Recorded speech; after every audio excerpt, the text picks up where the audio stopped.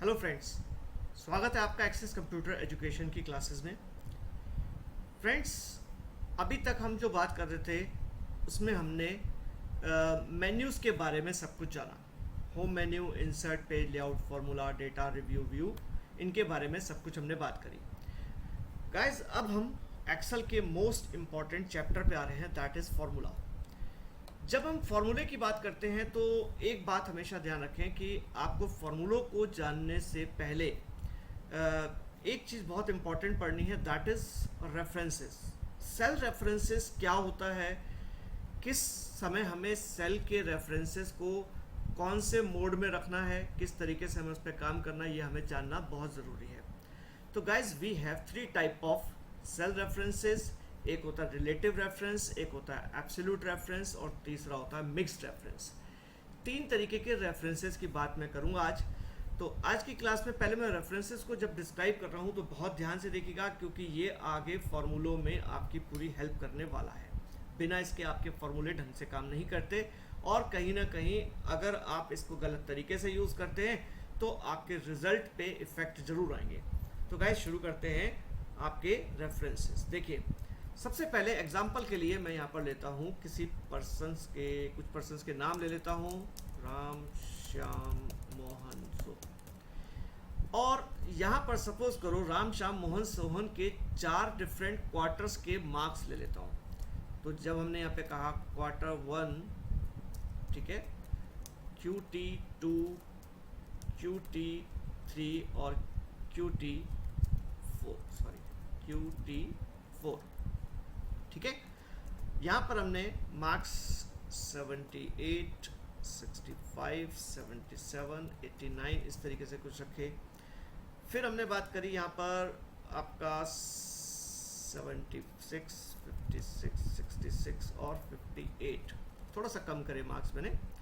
यहाँ पर हमने 89, 87, 88 और 79 रख दिया, और सोहन में इसको इतना, इस तरीके से हमने टोटल रख दिया। गाइस, जब हम बात करते हैं यहाँ पर टोटल मार्क्स की, या कभी सम कर रहे हैं या कुछ भी, तो टोटल मार्क्स के लिए आप अक्सर क्या करते हैं, एक फॉर्मूला देते हैं यहाँ पर कि अगर मुझे राम के टोटल मार्क्स करने हैं तो राम के टोटल मार्क्स कितने हैं। हमने कहा यहाँ पर हम बात करेंगे सम की, और सम में जैसे आप इस फॉर्मूले को रखते हैं एंटर, तो यहाँ पर आप गौर से देखिए कि सम में आया B2 से लेकर और BE2 तक का सम। ये केवल राम का सम है। अब अगर आपको राम के बाद श्याम, मोहन, सोहन का सम करना पड़ता है, तो मैंने आपको पहले भी बताया है कि आपको इसको बार बार फॉर्मूले को टाइप करने की ज़रूरत नहीं पड़ती, ठीक है। इसके लिए आप क्या करते हैं, आप इसको सेलेक्ट करके नीचे आते हैं। तो पहला तरीका, होम में जाके फिल डाउन मैनुअली पूरा कीजिए तो भी आ जाएगा। दूसरा तरीका इसमें होता है, आप इसी को सेलेक्ट कीजिए और कंट्रोल D दबा देंगे तो फिल डाउन शॉर्टकट की। और अगर तीसरे तरीके की मैं बात करता हूँ तो तीसरा तरीका, इसी में आपके यहाँ पर एक मोटे प्लस की जगह पतला ब्लैक कलर का प्लस आता है। जैसे आप किसी सेल के कोने पे जाते हैं और आप इसको ड्रैग करते हैं नीचे, तो भी इन तीनों का सम आता है, ठीक है। अब देखिए गाइस, पहली बात, जब हम सम कर रहे थे तो पहली बार जो सम आया वो B2, C2, D2, E2 का सम आया। यहाँ पर B2 से E2 का सम निकाला। जैसे ही मैं दूसरे सेल पे F3 पे जाता हूँ तो आप गौर से देखिए, तो यहाँ पर उसने ऑटोमेटिकली चेंज कर दिया, B3, E3 ऐसे करके चेंज हो गया, B3, C3, D3, E3, यहाँ तक का सम आ गया। SE4 में और SE5 में सबका सम आता है, ठीक है गाइस। अब हम बात करते हैं कि सपोज करो, ये तो था आपका रिलेटिव रेफरेंस। रिलेटिव रेफरेंस में रो और कॉलम ऑटोमेटिकली पूरे के पूरे चेंज होते हैं। जब आपके सेल्स बदल रहे हैं तो रो कॉलम पूरे चेंज हो रहे हैं, ठीक है। अब सपोज करो मैंने यहाँ पर एक टोटल रखा हुआ है, टोटल इन द सेंस इस टोटल का भी टोटल निकाला, और यहाँ पर मैंने सम करके दे दिया F2 से लेकर F5 तक का सम। अगर सपोज करो कभी किसी सिचुएशन पे ऐसी बात आ जाती है कि मुझे ये पता लगाना है कि राम के मार्क्स टोटल मार्क्स का कितने परसेंट है, राम के मार्क्स टोटल मार्क्स का कितने परसेंट है, ऐसी श्याम के, मोहन के, सोहन के, तो जब मैं यहाँ पर सबका सम निकाल चुका हूँ, सम करने के बाद अगर मैंने कहा equals to F2 divided by F7 multiplied by 100, यानी कि राम के जो मार्क्स आ रहे हैं वो टोटल सबके मार्क्स का मिला के कितना परसेंट शेयर केवल राम के मार्क्स का है। तो आप इसको एंटर करेंगे तो दैट विल डिस्प्ले यू कि 26.34271% जो है वो केवल राम के मार्क्स है। अब हम चाहते हैं, ठीक है, श्याम मोहन सोहन के मार्क्स का भी बिल्कुल वही कैलकुलेशन करना चाहते हैं। तो देखिए, अगर मैनुअल करते हैं तो टाइम लेगा, और अगर हम शॉर्टकट करते हैं तो क्या इम्पैक्ट आएगा, क्या फ़र्क पड़ता है। देखिए, जब आप अभी जैसे फॉर्मूले को कॉपी कर रहे थे उसी तरीके से आपने यहाँ पर भी कॉपी करने की कोशिश करी। आपने कहा ठीक है, एक फार्मूला इजीली कॉपी हो जाता है, हम करते हैं। तो जैसे आप इसको सिलेक्ट करके कंट्रोल डी या फिल डाउन यहाँ पर दबाते हैं तो देखिए डिवाइडेड बाय 0 एरर आ गया। रीज़न क्या था, देखिए यहाँ पर जब आप सम कर रहे थे तो हर एक के सामने सम हो रहा था, और जब नीचे आ रहे थे तो उसको हर जगह वैल्यू आपकी मिल रही थी। यहाँ पर क्या हुआ, ये वैल्यू ठीक है मिली, इसको मैंने इससे डिवाइड किया, ठीक है, यानी कि F2 को F7 से डिवाइड किया और मल्टीप्लाई 100। लेकिन जैसे ही यहाँ से नीचे एक सेल नीचे आता हूँ, आपकी F3 की वैल्यू तो मिली, लेकिन जहाँ पर भी सेल खिसक गया जहाँ पर F8 में कोई वैल्यू नहीं थी, तो ये क्या होता है, that is divided by 0 error, यानी कि F8 में कोई वैल्यू नहीं है। और जब भी कभी मैथमेटिकली भी आप जानते हैं कि अगर किसी चीज़ को डिवाइड बाय 0 किया जाता है तो that will show you infinitive value, और इन्फिनेटिव आपका एरर है। यहाँ पर आप क्या कहते हैं, इन्फिनेटिव वैल्यू की वजह से यहाँ पर एक एरर आ जाता है, ये डिवाइडेड बाय 0। अब हम इसका सॉल्यूशन क्या करें, इसका सॉल्यूशन कुछ ऐसा करते हैं कि हम चाहते हैं कि इसमें F2 के बाद F3, F4, F5 तो खिसके, लेकिन F7 की वैल्यू अपनी जगह फिक्स हो जाए, ठीक है। And that is called the absolute reference. Absolute reference का मतलब एक सेल का रेफरेंस आपका एब्सोल्यूट रहना है और एक जो है वो आपका रिलेटिव चलना ही चलना है। इसके लिए क्या करें, इसके लिए दो तरीके बताता हूँ। देखिए, एक शॉर्टकट तरीका है और एक थोड़ा सा मतलब जो हम करते हैं मैनुअल तरीका भी जानना चाहेंगे। देखिए, यहाँ पर हमने कहा F2 शुड बी चेंज, ठीक है, इसको ऐसे रहने देते हैं। F7 के दोनों तरफ आप डॉलर का साइन लगा लेते हैं, ये दोनों तरफ आपने डॉलर का साइन लगा दिया। या तो ऐसे कीजिए, या इसी का दूसरा पैटर्न, दूसरा तरीका क्या है, आपने कहा दूसरा तरीका ये होता है, आप F7 पे कर्सर रख के F4 दबाएंगे। जैसे ही आप F4 दबाते हैं तो इसके दोनों तरफ देखिए ऑटोमेटिकली डॉलर लगा हुआ आ जाता है। जैसे ही वो डॉलर लगा हुआ आया, आपने यहाँ पे क्या किया, एंटर। अब आप गौर से देखिए कि आपका जो F2 सेल है, F2 वो तो चेंज होगा, लेकिन ये जो F7 सेल है वो फिक्स हो जाएगा, बिल्कुल अपनी जगह से हिलेगा नहीं, वो बिल्कुल वही कांस्टेंट रहेगा। तो जैसे ही आप इसको नीचे कर्सर को लेकर आते हैं और फिल डाउन करते हैं, कंट्रोल डी दबाएंगे, तो देखिए सबका परसेंटेज आ गया, एरर नहीं आया। रीज़न क्या था, रीज़न ये था, देखिए F2 की जगह देखिए यहाँ पर F3 हुआ, F4 हुआ, F5 हुआ, बट F7 वैल्यू अपनी जगह फिक्स रही, उसमें कोई चेंजेस नहीं हुए, ठीक है गाइस। तो इस तरीके से हमने क्या सीखा, इस तरीके से हमने सीखा कि एब्सोल्यूट रेफरेंस क्या करता है। एब्सोल्यूट रेफरेंस किसी सेल को ना तो रो वाइज ना कॉलम वाइज, दोनों तरफ से नहीं खिसकाता। ये नहीं कि मैं कहूँगा कि रो खिसक रही है कॉलम, रो वाइज ना कॉलम वाइज, एक सेल को बिल्कुल फिक्स कर देता है, एब्सोल्यूटली उसी जगह पर पॉइंट आउट करता है जहाँ से आपको वैल्यू पिक करनी है, और केवल उसी वैल्यू को पिक करता है। अब गाइस थोड़ा सा बात आती है मिक्स रेफरेंस की। मिक्स रेफरेंस में क्या होता है, देखो मैं इसी में ये जो क्वार्टर है, क्वार्टर 1 2 3 4, इसी को दोबारा से मैं यहाँ कॉपी कर, ठीक है, मैंने ये क्वार्टर दोबारा कॉपी कर लिया। क्वार्टर 1 2 3 4 को कॉपी किया। अब मैं कुछ इस तरीके से चाह रहा हूँ कि देखिए, अब मैंने ये कहा कि कुछ ऐसी कैलकुलेशन कर रहा हूँ कि ये जो क्वार्टर 1 है, क्वार्टर 1 की वैल्यू है पहली राम के क्वार्टर 1 की, इक्वल्स टू B2 और डिवाइडेड बाय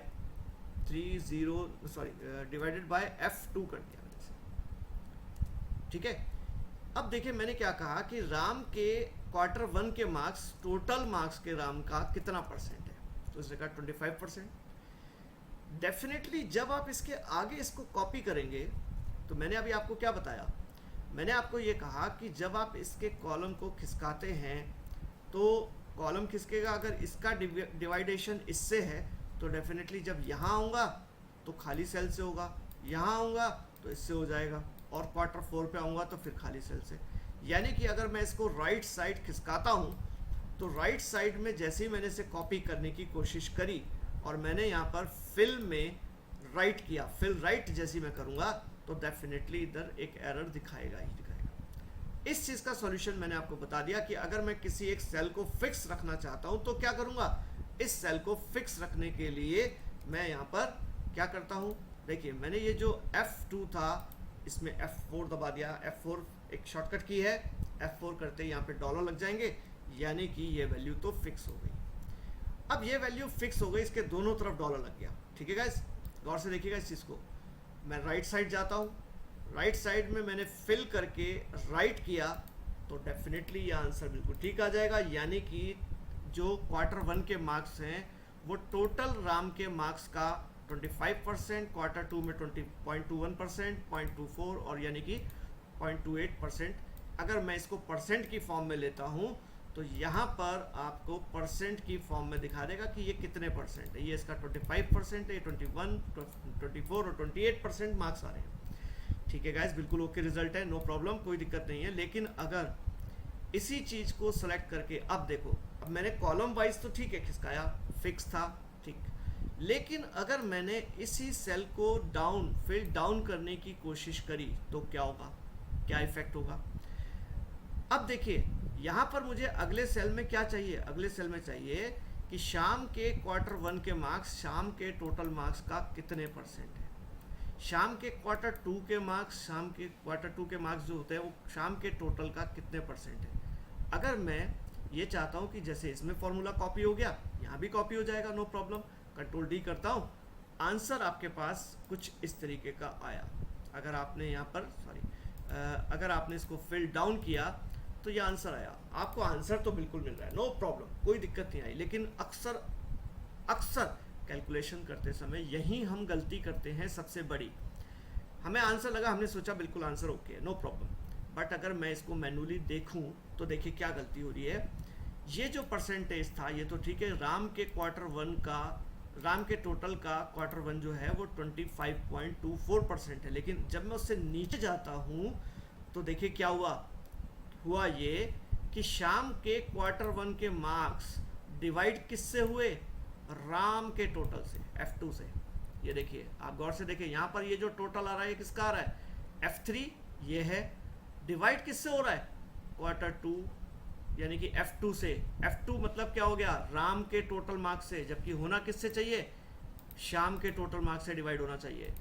यहीं पर हम सबसे बड़ी मिस्टेक करते हैं, इस चीज़ को बिल्कुल गौर से देखिए।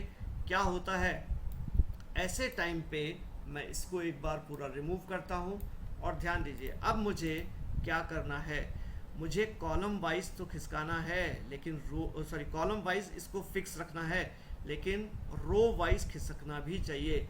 इस केस में हम एक साइड से डॉलर को हटाते हैं। देखिए जब मैंने यहाँ पे ये कहा कि $F$2 $F$2 करने से क्या होगा, अगर मैं यहाँ से और राइट साइड जाता हूँ, फिल राइट करता हूँ, ठीक है, देखिए क्या हुआ, B2 का डिवाइडेशन किससे हुआ, F2 से।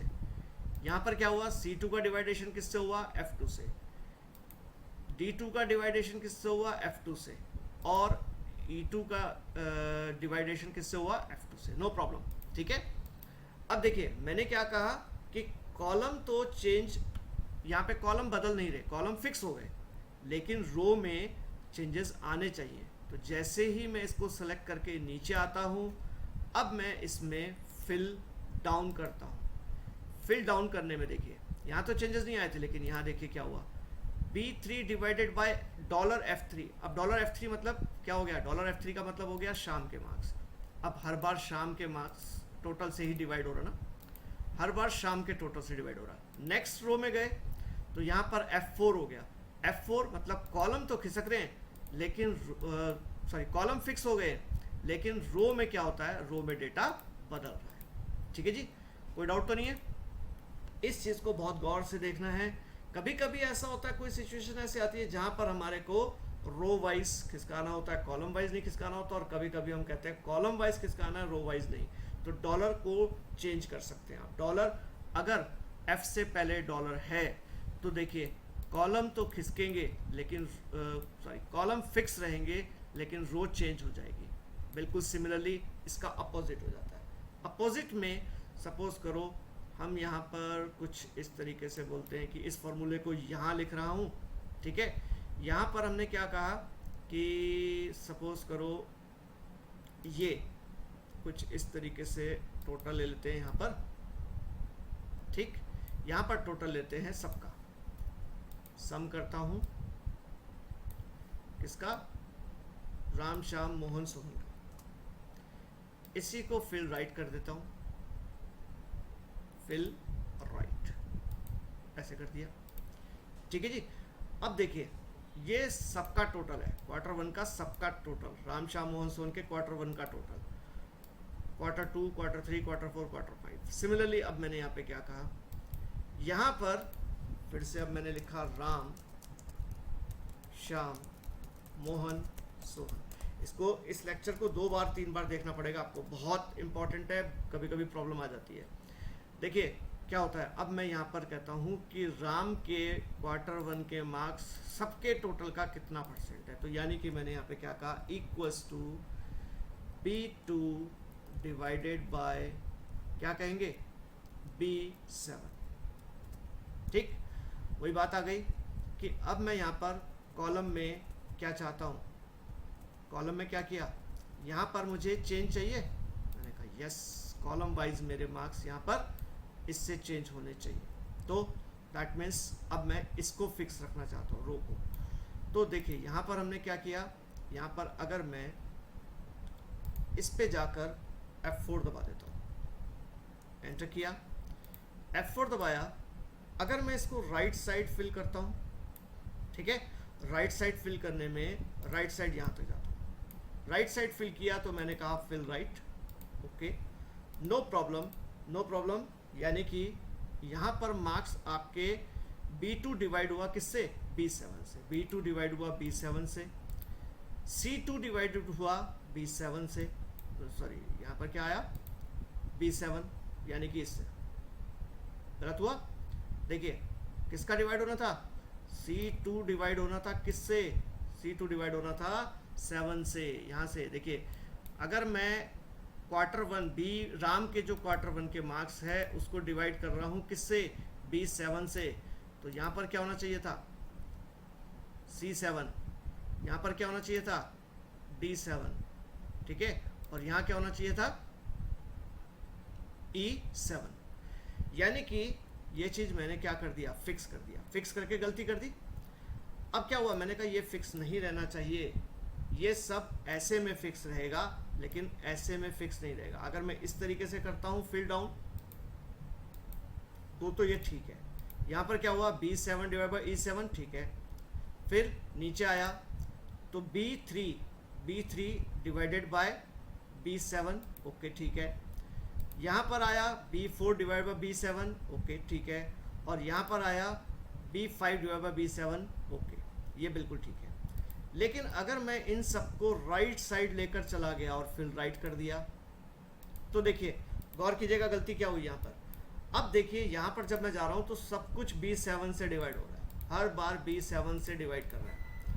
ऐसे में हमें क्या करना है, ऐसे में हमें कुछ इस तरीके की कैलकुलेशन चाहिए कि मुझे ये जो डॉलर था, देखिए यहाँ पर मैंने डॉलर क्या किया था, डॉलर F2 किया था, लेकिन इसके बाद मुझे यहाँ पर क्या करना है, मुझे यहाँ पर इस डॉलर को हटाना है। एंटर कर दिया और इसको हमने क्या किया, सिलेक्ट करके फिल डाउन, ओके। यहाँ पर कोई प्रॉब्लम आई, हमने कहा बिल्कुल नहीं आई, क्योंकि B7 से डिवाइड हो रहा है, B7 से डिवाइड हो रहा है। यहाँ पर भी B7, और जब मैं इसको सेलेक्ट करके फिल राइट करता हूँ, ध्यान दीजिएगा, इसको सेलेक्ट करके जैसे ही मैंने फिल राइट किया तो राइट करने पे आप गौर कर सकते हैं कि यहाँ पर C7 हो गया है, यहाँ पर D7 हो गया, यहाँ पर E7 या F7, इस तरीके से कैलकुलेशन आपकी टोटल आ रही है।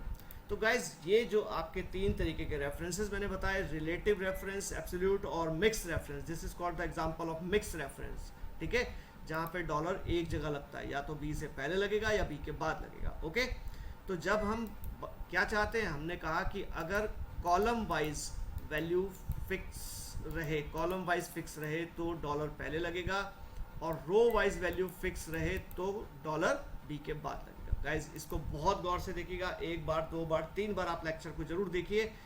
जब तक आपको ये चीज़ एग्जैक्टली समझ में नहीं आ जाती, अगर कुछ क्वेरीज हैं आप मेरे से पूछ सकते हैं। मेरे चैनल को सब्सक्राइब कीजिए, लाइक कीजिए और कमेंट जरूर कीजिए, बताएं मुझे कि क्या ये चैप्टर आपको समझ में आया। अगर कोई भी डाउट होंगे तो मैं इसमें और लेक्चर बना के इसको क्लियर कर सकता हूँ। Thank you guys.